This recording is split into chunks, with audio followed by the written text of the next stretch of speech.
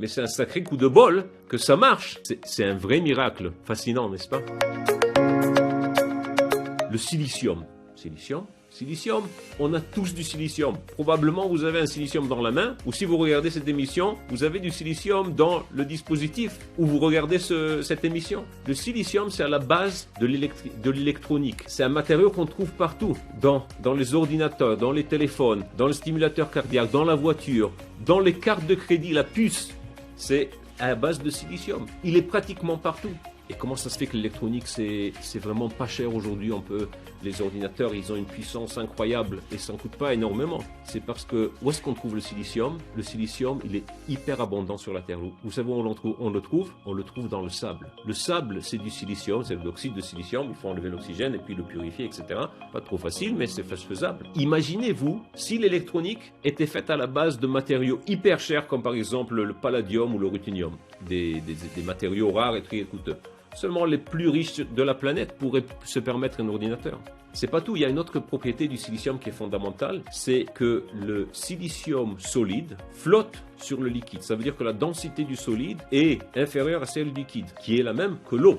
La glace flotte sur l'eau. Rav Dormi leur dit que c'est un chesed de Akadosh Baruch Hu que la glace flotte sur l'eau, parce que quand les fleuves, ils gèlent, ça forme une couche de glace au-dessus qui protège de façon thermique le dessous pour que les poissons puissent survivre. Imaginez-vous si la glace tombait au fond du fleuve, elle tuerait tout à son passage. Et le silicium, comme l'eau, l'état solide flotte sur l'état liquide. Et il n'y a que type 6 éléments comme ça. Et je veux terminer avec une molécule cette fois-ci, une molécule qui est fondamentale à la vie, qu'on utilise tous les jours, qui s'appelle l'eau. H2O, 2 atomes d'hydrogène, 1 atome d'oxygène. L'eau, qui est fondamentale. Notre corps est fait de 70% d'eau. La Terre est recouverte à peu près de 70% d'eau. Et c'est un élément fondamental à la vie. Et quand on cherche dans les planètes s'il y a de la vie ou pas, la première chose qu'on regarde, c'est est-ce qu'il y a de l'eau. Et il y a un aspect que je veux parler. L'eau a beaucoup de propriétés super intéressantes qu'on n'a pas le temps de détailler ici. Il y a une propriété spéciale de l'eau que je veux analyser avec vous. Et elle n'est pas trop facile, donc accrochez-vous. On a 2 molécules d'eau.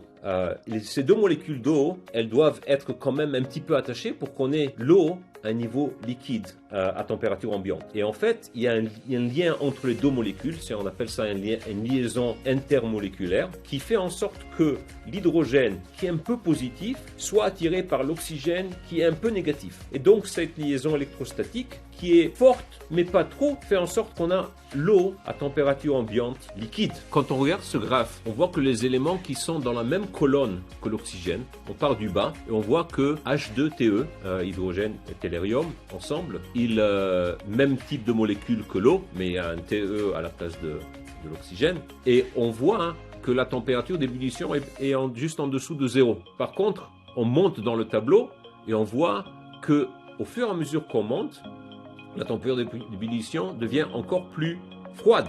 C'est-à-dire on descend jusqu'à type moins 60 degrés pour H2S, quand l'hydrogène s'unit avec le sulfure.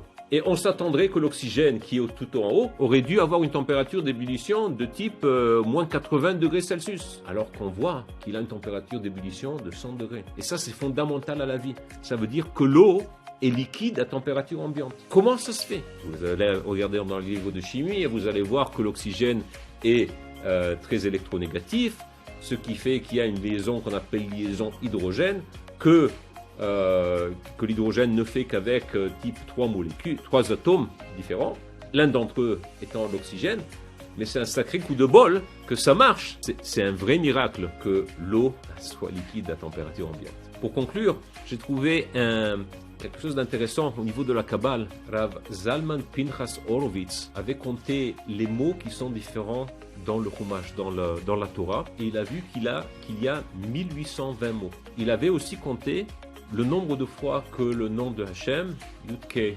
Vavke, est écrit dans le Chumash, et c'est aussi 1820 mots. Ce qu'il a fait après ça, s'il a regardé la narration de la création de Bereshit, combien de mots différents il y a, et il y a 92 mots. Et ce qui est fascinant, c'est que le tableau des éléments a un peu plus que 100 éléments, mais il n'y en a que 92 qui sont naturels. Les autres ont été fabriqués au labo, ils ne durent quelques fractions de secondes. Et il y a 92 éléments qui sont fondamentaux pour la vie, qui sont dans le tableau périodique. Le même que le nombre de mots qui sont dans la paracha des Bereshit de la création du monde. Fascinant, n'est-ce pas?